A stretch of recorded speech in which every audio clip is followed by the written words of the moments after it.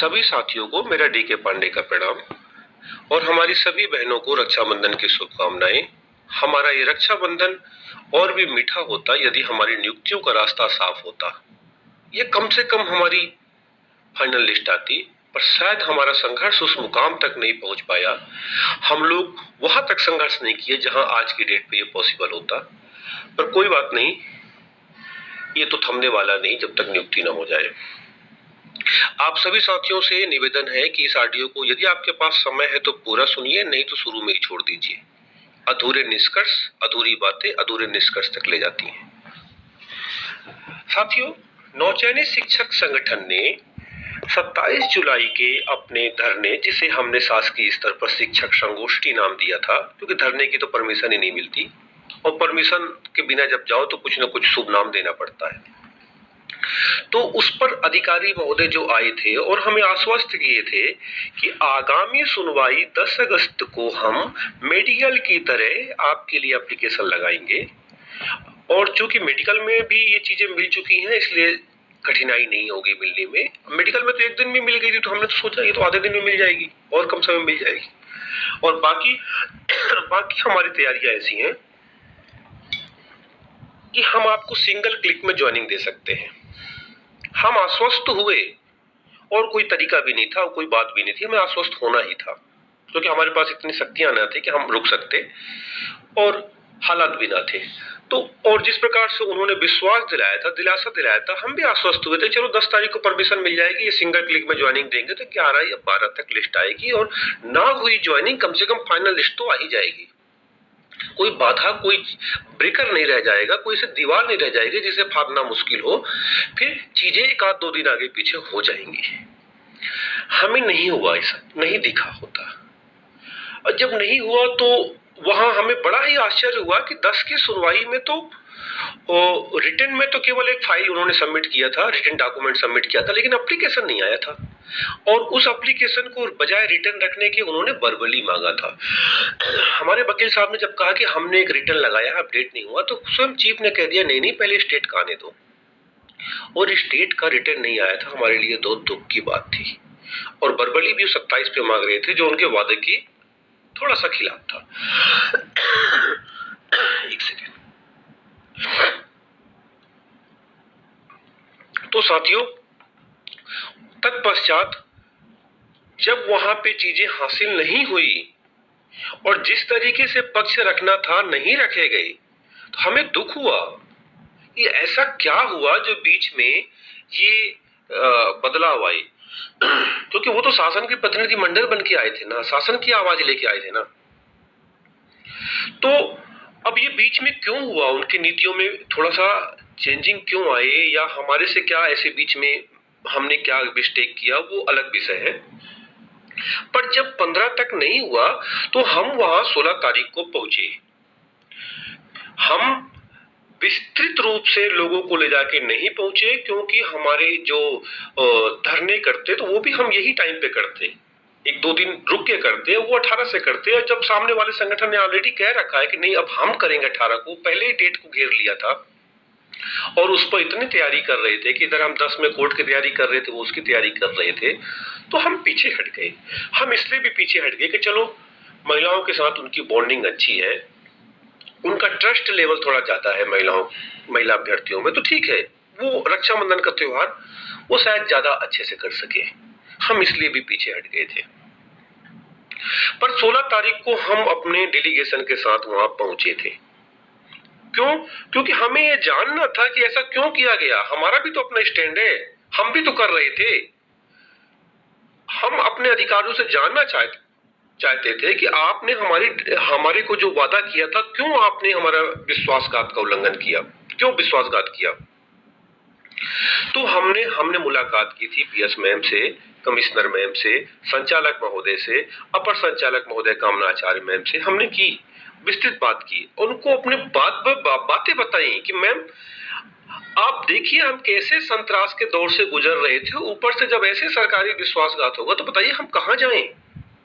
उन्होंने कहा नहीं नहीं, कोई विश्वासघात नहीं हुआ है, हमने वहां चीजों को रखा था, एजी साहब से विधिक राय मांगी थी और उनको सॉल्यूशन के लिए कहा था। और एजी साहब की विधिक राय हमारे पास आई थी और सॉल्यूशन उस समय नहीं आ पाया क्योंकि वो ठीक है उनका मैटर है, पर हमने पुनः चीजों को बना के भेजे हैं और अब की बार हमने और मजबूती से और स्पष्ट तरीके से भेजे हैं, जहां आपकी सीटों की भी स्पष्ट काउंटिंग है जैसे मेडिकल में थी, और हमने पूरा प्रपत्र बना के उन्हें भेजा है एजी साहब को कि आप इसे लगवाइए। बात कब की है मित्रों? 16 तारीख। आप इसे लगवाइए और इसे आप रास्ता देखिए।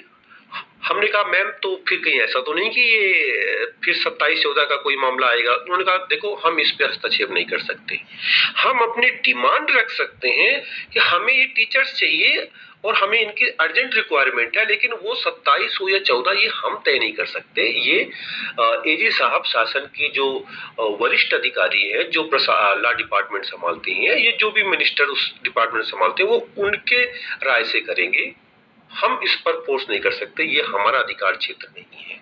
लेकिन हमने अपनी तरफ से सब कर दिया, अब हमने भेज दिया है और आपका हो सकता है वो कल लग भी जाए।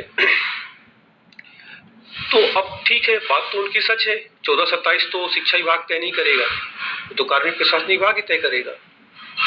पर दूसरी सच्चाई ये भी है कि कार्मिक प्रशासनिक विभाग ने ही तय किए थे कि वो 14 का समाधान निकालेंगे अभी बीच में 87 का, और बाद में फिर उस विवादित सीटों पे अलग से विस्तृत सुनवाई के बाद जो भी फैसला आएगा इंप्लीमेंट होगा। देन हमने सारी मुलाकातें करने के पश्चात, सब कुछ उन्हें बताने और उनकी सुनने के पश्चात हम फिर वापस गए सीएम हाउस, जहां हम चाहते थे कि हम सीएम साहब को विस्तृत तरीके से सब बताएं कि सर गलत हो रहा है, बहुत गलत हो रहा है ये।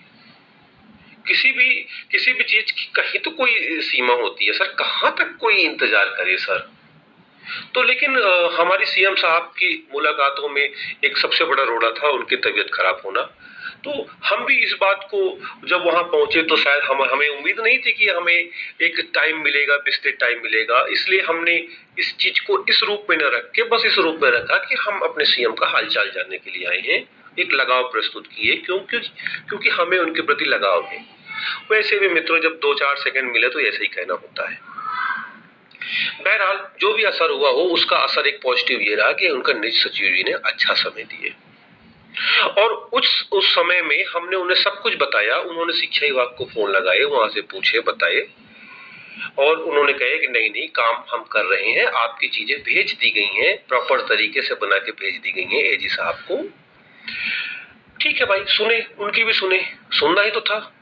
उनकी सबकी सुनने के बाद, अपनी बात रखने के बाद हम गए शिक्षा मंत्री जी के यहाँ, जहां शिक्षा मंत्री जी थोड़ा सा लोकल टूर में थे, पर इंतजार किए और वो आए और हमारी शिक्षा मंत्री जी से लगभग रात को 10 बजे के बाद बातें हुई और ये हमारे लिए सुकूनदायक था कि काफी विस्तृत, काफी अच्छे से बातें हुई शिक्षा मंत्री जी से।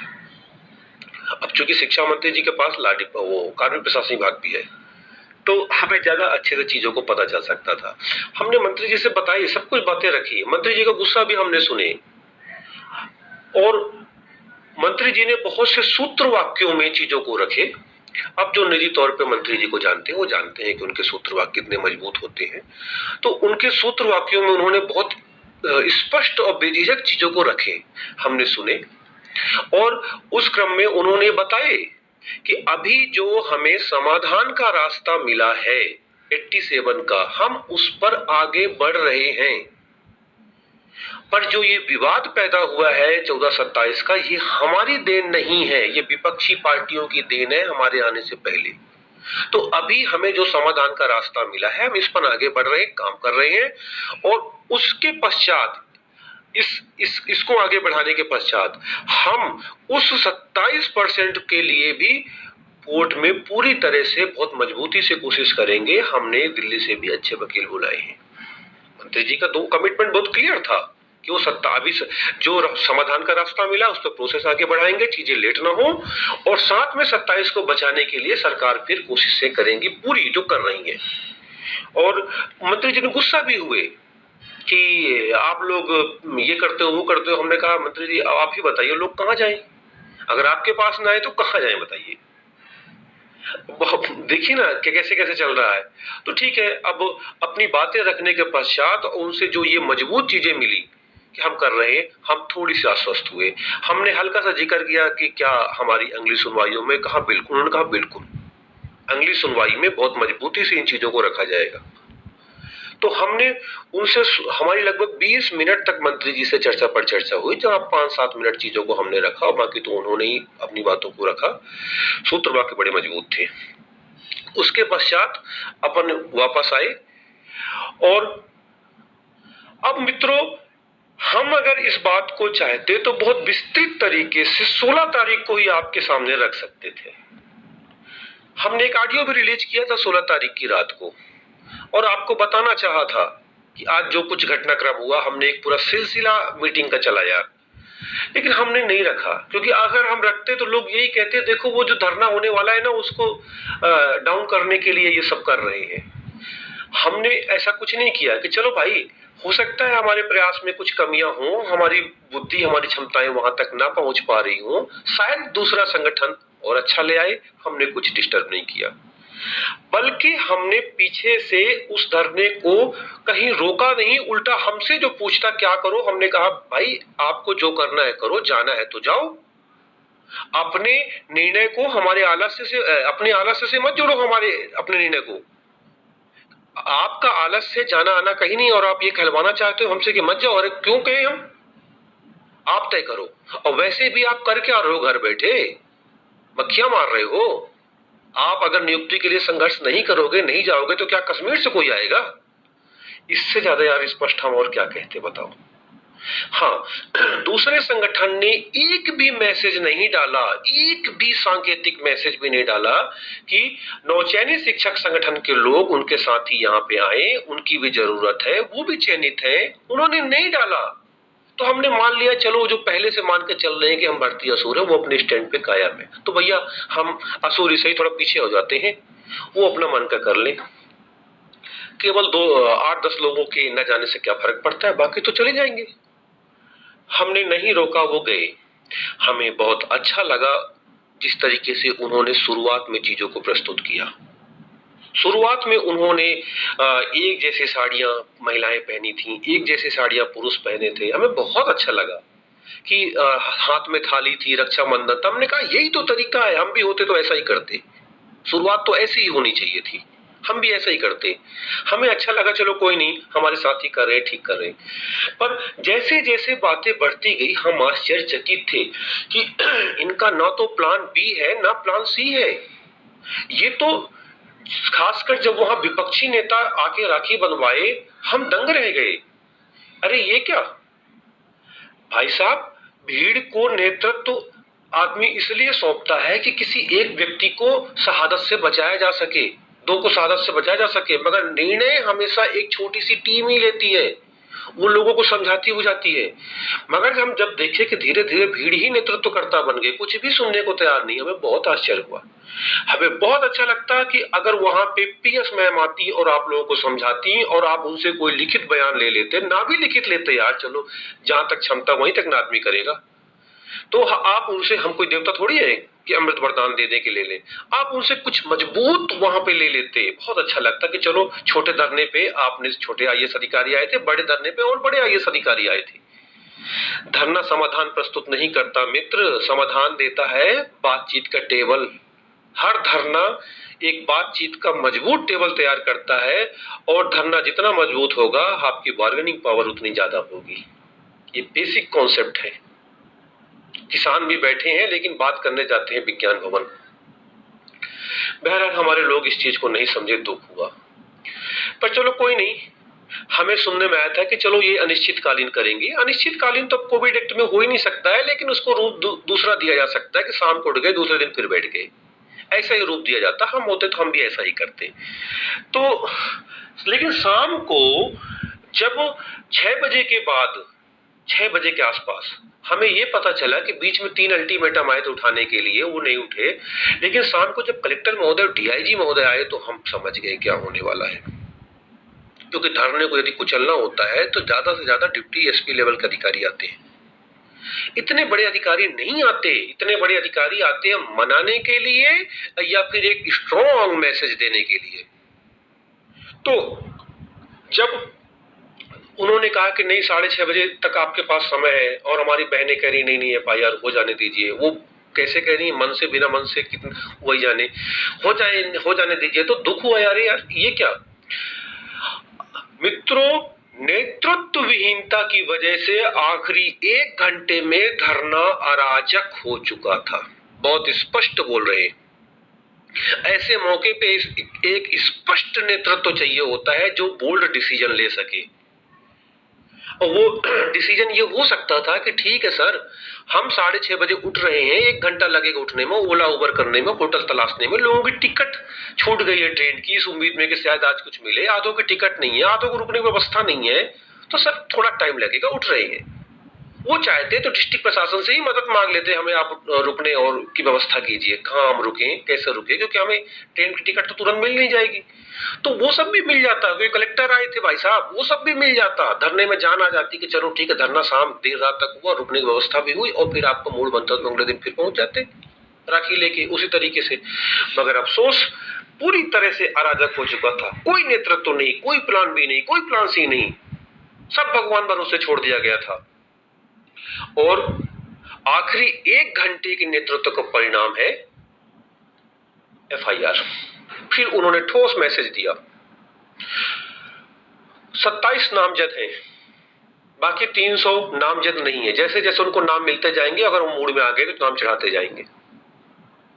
और उसका परिणाम ये हुआ कि हम जो करने वाले थे सितंबर फर्स्ट वीक में, हमने भी सोचा था यार कि चलो रक्षाबंधन को ये कर ले, अगर 1 सितंबर को कोर्ट में कुछ प्राप्ति नहीं होता तो हम सितंबर फर्स्ट वीक में करेंगे, क्रमशः करेंगे, बारी बारी से करेंगे, हर 10 दिन में जाएंगे और अपनी चीजें लेके आएंगे। मगर आज आप बताइए कौन जाएगा सितंबर फर्स्ट वीक में? आपने सिर्फ उस दिन का धरना नहीं खत्म किया, आपने आगामी 1-2 महीने तक जितने भी धरने होने वाले थे सबको खत्म कर दिया। इसीलिए मैंने कहा था कि एक व्यक्ति का किया हुआ, एक टीम का किया हुआ सबको सबको सबको नुकसान पहुंचाता है। सोचिए अगर 27 जुलाई को यही हो गया होता, हम ना उठते, और हम भी तो वहां कम ना थे, आप कितना भी कम मानो, 200 तो मानोगे ना। अगर उस 200 लोगों में 100 लोगों पे एफआईआर हो जाती, लाठीचार्ज होता, तो आपके लोग क्या आते रक्षाबंधन को? आते क्या? आपने क्या किया मित्र? आप तय कीजिए, आप लीडर हैं, लीडर को डिसीजन लेना पड़ता है। अब चलो आते हैं, हुआ जो हुआ दुख का विषय है, पर पीछे तो नहीं हट सकते, चुप हो जाएंगे तो मर जाएंगे, हमारी चुप्पी किसी और के लाभ की प्राप्ति बन जाएंगी। वो अतिथि जीत जाएंगे जो संख्या में 80,000 है, और ये भी देख लेंगे चुपचाप शांत हो गए, कोई बात नहीं, 8 महीना बाद तो। फिलहाल अभी आज रक्षाबंधन है, हम एक चीज को आपके सामने रख रहे हैं, बहुत स्पष्ट तरीके से रख रहे हैं। देखो भाई, हमारे 2 संगठन है, विचारधारा भले अलग अलग हो, लेकिन हम बिल्कुल नहीं चाहेंगे कि हमारे एक भी साथी की इसलिए नौकरी जाए कि वो आगे बढ़ के कोशिश कर रहा था, भले चाहे कुछ से टूटी थी, अधूरी थी, जैसी भी हो, लेकिन ये नहीं जानी चाहिए, नौकरी नहीं जानी चाहिए भाई। अगर ऐसी कोई स्थिति आएगी कि आपकी नौकरी जाएगी या ऐसी कोई पॉइंट लगेगा, हम आपके लिए साथ में खड़े होके या तो साथ में आवाज रखेंगे, जिस मंत्री नेता के पास आप कहेंगे जाने के लिए हम जाएंगे, चाहे उनको मनाना हो, चाहे उनके पैर पकड़ना हो। हम अपने 27 में से किसी भाई की नौकरी नहीं जाने देंगे। आज रक्षाबंधन को हम ये वचन देते हैं, और यदि उन 27 में से किसी की नौकरी जा रही है, आपका कम से कम ये भाई डीके पांडे तब तक ज्वाइनिंग नहीं करेगा जब तक उनको रिलीफ न मिल जाए। इस बात का मैं वचन देता हूं। हम आज भी जा सकते थे, झुक सकते थे, लेकिन नहीं, आज झुकने का वक्त नहीं है। क्यों? ठीक है, कुछ दिन के लिए शहादत ही सही, आज नहीं झुक सकते, क्योंकि आज झुक जाएंगे तो मान लेंगे सब डर गए, इधर वाला दोनों संगठन डर गए, तो आज नहीं झुक सकते। थोड़ी सी चीजें हासिल आ जाएं, 187 का ऑर्डर आ जाए, उसके बाद हम जाएंगे, मनाएंगे, दिल्ली से लेकर भोपाल तक हर नेता को मनाएंगे कि सर ये तो ठीक नहीं है ना कि 2.5 साल इंतजार कराओ, लोग दुख संतरास में यहाँ पे आए और फिर एफआईआर हो जाए, ये तो ठीक नहीं है कहीं से। और फिर वादा खिलाफी किसने की थी? 10 अगस्त का वादा तो आपका था, कर देते पूरा, लोग क्यों आते? तो इस चीज को, हाँ, और जो कुछ राजनीतिक घटनाक्रम हुआ, तो सीधी सी बात है यार, हम 25-30 साल के उमंग भरे नौचैनी थे, हमें इतना विस्तृत पॉलिटिकल माइंडसेट नहीं है, ना इतनी मैच्योरिटी है कि हम चीजों को कहीं अगर किसी कोने पे राजनीतिक टचअप आ रहा है तो उससे बचा सके। हम इस चीज को वहां रख चुके हैं अभी फोन के माध्यम से, और वो सहमत है कि ठीक है कोई दिक्कत नहीं, पॉलिटिकल नेचर के केस है, ठीक हो जाएंगे। यद्यपि मैं बता दूं केस को ठीक होना बहुत जरूरी है, क्योंकि सुप्रीम कोर्ट का एक ऑर्डर है कि यदि किसी व्यक्ति पर अपराध प्रकरण पंजीबद्ध है तो उसकी शासकीय नियुक्तियों को उस अपराध के क्लियर होने तक रोका जाए। संविदा वाले बहुत से नेता घर बैठे हैं, तो अपन इस चीज पे प्रयास करेंगे। आप साथी कम से कम यार इस चीज पे तो भरोसा करना कि हम आपके साथ खड़े हैं, लड़ेंगे आपके लिए थोड़े दिन बाद, पर आपके साथ खड़े इस मुद्दे पर सारे मतभेद होते हुए भी। अब आ जाते हैं दूसरे बिंदु पर। साथियों, जब हम बातचीत कर रहे थे तो उन्होंने डिपार्टमेंट ने जब कोर्ट की स्थितियों को ये बयां किया तो हम इतना तो समझ में आ गए कि ये कोर्ट में मामला है फंसा अच्छी तरह से। 13 जुलाई को जब एक ऑर्डर आया था वही मेडिकल का, तो हम भी इस कहते हैं ना बहती गंगा में हाथ धोना चाहते थे कि वो ये समझ बैठे कि मेडिकल का ऑर्डर सब पे रिलीफ है, सबको अनुमति मिली है, क्योंकि वो मुख्य स्टे पर परिवर्तन हुआ है और उस नई सुनवाई से पहले हम इसका लाभ ले लें। हमें वहां जाने में देरी हो गई, अधिकारियों में कॉन्सेप्ट घुस गया कि नहीं सिर्फ मेडिकल पर है, और जब गए तो उन्होंने कहा कि अगली सुनवाई पे रखेंगे, और अगली सुनवाई पे जज ने ही क्लियर कर दिया कि ये सिर्फ मेडिकल पर ऑर्डर था। तो फिर अभी जब हम मीटिंग करने गए थे हमने वहां रखा कि मैम हमने विभाग की मदद के लिए अपनी तरफ से भी एक इंटरवेंशन लगाई है, और वो इंटरवेंशन का नंबर है 7999/2021, और उसमें भी वही चीज की डिमांड की गई है कि शिक्षक भर्ती के केस, मेडिकल केस नहीं मित्रों, 5901 मेडिकल केस है, शिक्षक भर्ती के केस पर जो मॉडिफिकेशन किया जाए एंट्री ऑर्डर में, और वो मॉडिफिकेशन हमने वही मांगा है जो आपने मेडिकल पे लिया था। तो विभाग यदि उस पर एनओसी दे दे 7999 हमारी आईए पे, तो इससे भी बात बन जाए, रास्ता क्लियर हो जाए। और ऐसा नहीं है कि विभाग हमेशा एजी के माध्यम से काम किए हैं। जब विभाग एक बार साइकिल मामले पे फंसे थे तब उन्होंने एजी साहब को थोड़ा सा इग्नोर करके डायरेक्ट वकील किए थे, और ये वही वकील है 7999 में जो आपने किए थे। तो उन्होंने जब वकील के नाम सुने तो प्रश्न चिन्ह होके उन्होंने मुस्कुराए भी, और उन्होंने कहा ठीक है देखते हैं, इतना ही कहा मित्रों, ठीक है देखते हैं, जो भी निष्कर्ष निकालना है आप इससे निकालिएगा।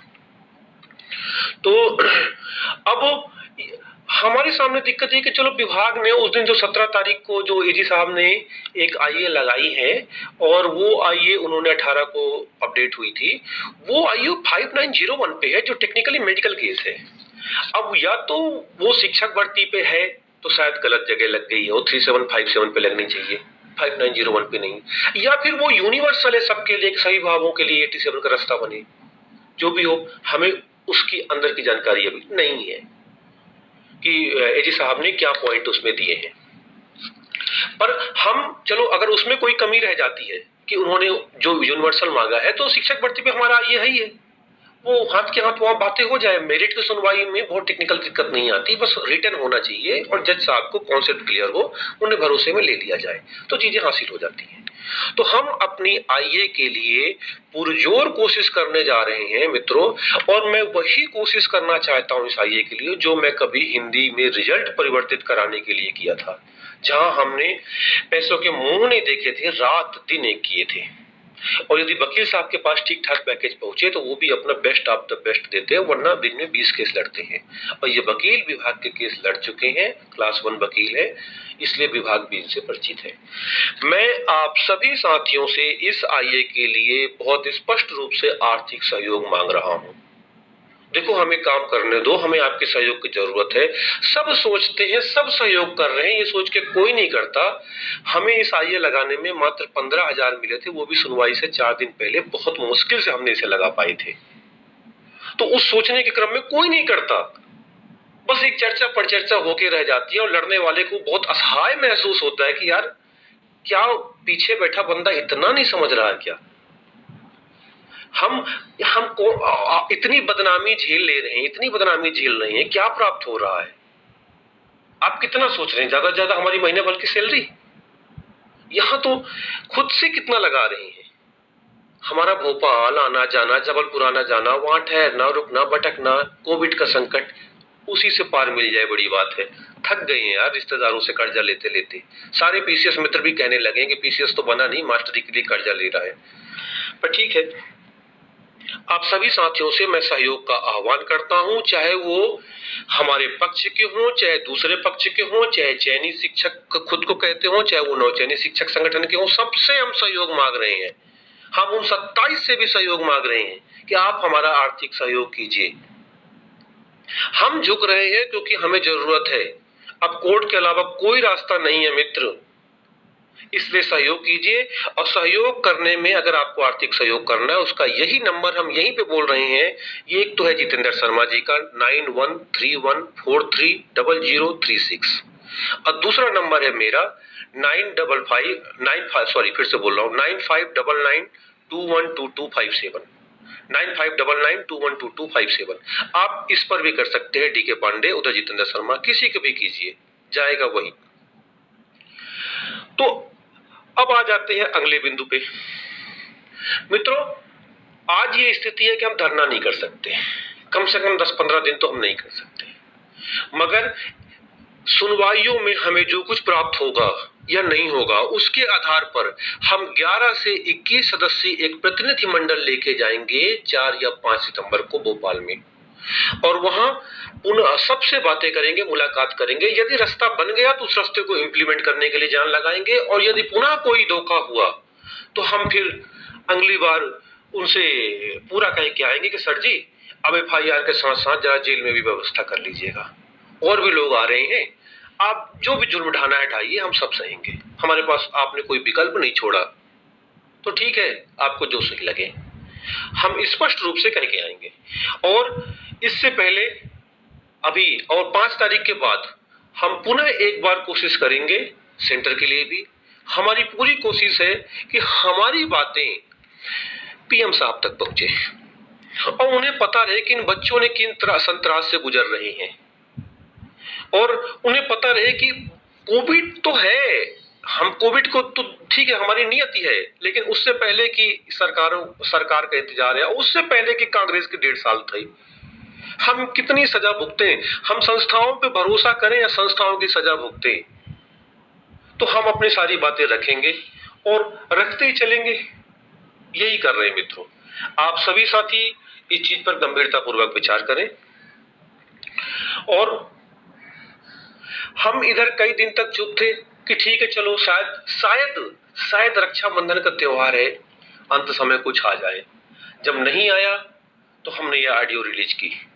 आप सभी इस चीज को ध्यानपूर्वक सुने, आप सबको बहुत बहुत धन्यवाद। और आपको जैसा भी इस पे निर्णय लेना है आप लीजिए, और जो भी हमारे भाई संघर्ष कर रहे हैं उन सबका साथ दीजिए। यकीन कीजिए, हमें भी एक ही नौकरी, एक ही सैलरी मिलनी है, और देखिए फ्रंट पे काम करने वाले कितने रिस्क पे काम करते हैं। और दूसरे संगठन से भी हमारा निवेदन है कि भाई ऐसा मत करो यार कि सब नेतृत्व करेंगे, चीजें अराजक हो जाती हैं।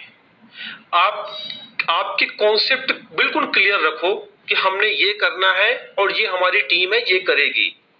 ऐसा ना हो कि फिर वहां मीटिंग करने जब आप गए थे तो कोई 27 कह रहा है, कोई 100 कह रहा है, तो वहीं पे असमंजस की स्थिति आ रही है। ऐसा ना हो भाई। और यदि आप अभी इधर 15 दिन कुछ नहीं कर रहे हैं तो ठीक है, ये हमें दे दीजिए 15 दिन, हम करते हैं, हमसे जितना पॉसिबल होता है हम करते हैं। हमने आपका सहयोग किया, आप हमारा सहयोग कीजिए। एक बार चीजों को हासिल कर लेते हैं, और हम आपको भरोसा दिला रहे हैं कि जिस दिन हमारी ज्वाइनिंग हो जाएगी, अगर लोग चाहेंगे तो मैं सैलरी 70, 80, 90 के लिए लड़ूंगा, अगर नहीं चाहेंगे तो उसी दिन मैं तो कम से कम सब छोड़ दूंगा, और इस संगठन से भी कोशिश करूंगा कि ये संगठन भी बंद हो जाए। हमें नहीं चाहिए संगठन, बहुत तेरे संगठन है वहां पे, आप बने रहिएगा ब्रांडेड संगठन।